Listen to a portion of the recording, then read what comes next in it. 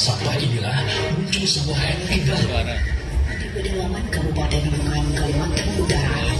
Suara hutan perlahan berubah dengan judul Dari Jelantah untuk Bumi dan Langit Biru Pertiwi bersama Danang Sundoro berikut ini.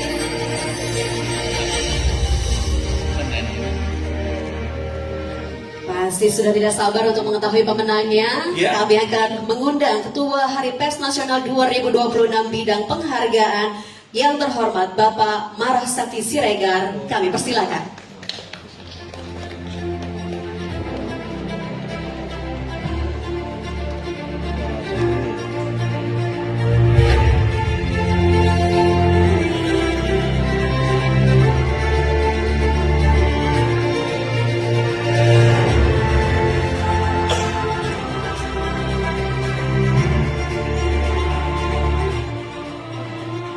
Bismillahirrahmanirrahim.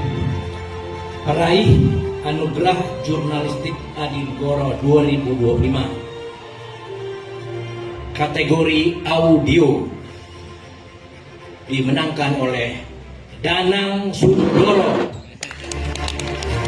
dari RRI Pro 3. Judul karyanya Dari Jelantah untuk Bumi dan Langit Biru Pertiwi. Selamat untuk RRI Pro 3.